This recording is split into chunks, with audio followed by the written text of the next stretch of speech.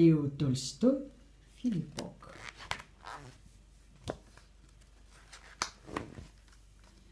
Il était une fois un petit garçon appelé Philippoc.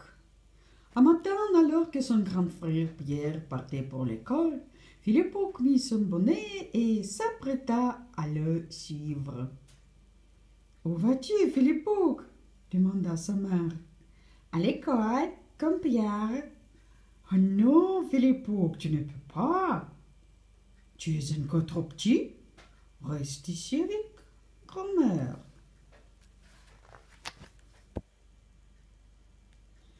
Sa mère partit travailler. Son père, lui, était déjà dans la forêt. Grand-mère tricotait un coin de feu pendant que Philippoc jouait. Un peu plus tard, grand-mère s'endormit. Philippoc se sentait bien seul. C'est alors qu'une idée lui vint.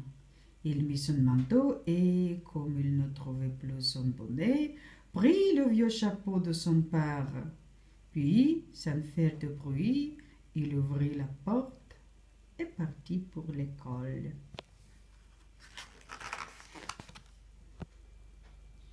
L'école se trouvait à l'autre bout du village, derrière l'église.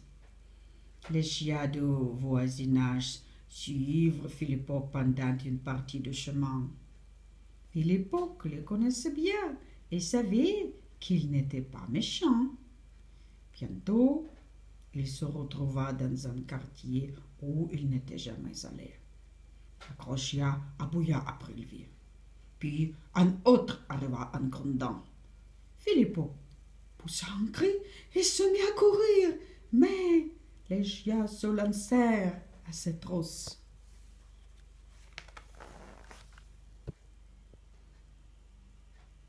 Philippoc trébucha et tomba dans la neige.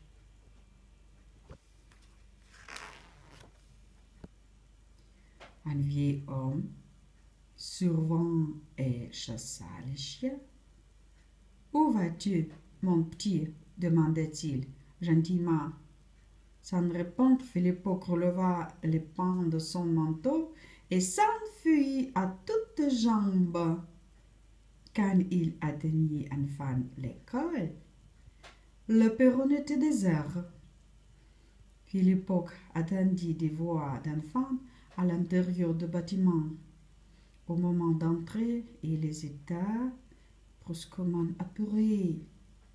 Et si le maître se fâche et me met à la porte, pensa-t-il, je ne peux pas rentrer chez moi, j'ai trop peur des chiens.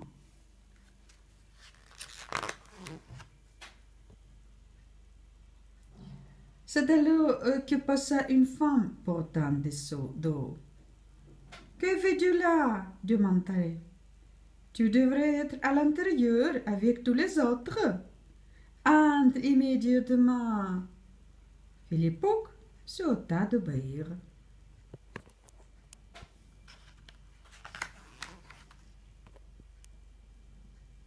Dans le couloir, il ôta son bonnet, puis poussa la porte de la salle de classe.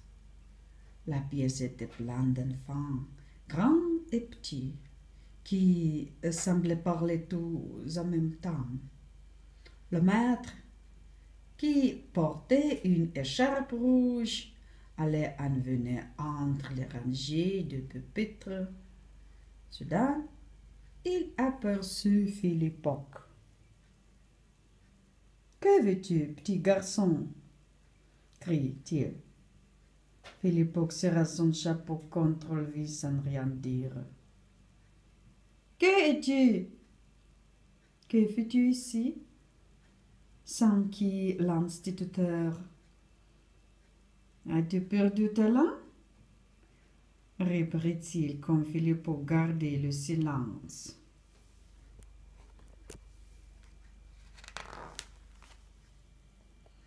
Mais Philippoc était tellement terrifié qu'il ne pouvait plus parler. « Rentre chez toi, puisse-tu refuser de répondre. » Philippoc leva les yeux vers le maître et fondit en larmes. Là, là, ne le pleure pas, fit l'instituteur en lui tapotant la tête. Quelqu'un connaît-il cet enfant? Demanda-t-il aux élèves. C'est Philippoque, le petit frère de Pierre, répondit un garçon. Il aimerait bien aller à l'école, mais sa mère ne veut pas, ajouta un autre. Va t'asseoir près de ton frère, Philippoque, dit le maître. Tu peux rester ici pour aujourd'hui.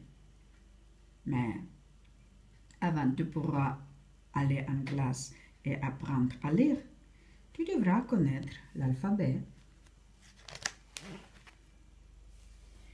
Je le connais déjà, s'écria Philippoque. Je sais même lire un peu. Eh bien, voyons si tu sais appeler ton nom, fit le maître. Fi, li, Pâques, répondit Philippoque. Tout le monde éclata de rire. Mais le maître dit, c'est bien, mon petit, qui t'a appris à lire. Mon frère Pierre, répliqua Philippoque. Se sentant plus sûr de lui, il poursuivit. Je suis vraiment malin, j'apprends vite. Vous voyez, je suis très intelligent. Tu devrais arrêter de te vanter et commencer à étudier, fit le maître en riant. Je dirai à ta mère que tu peux venir en classe.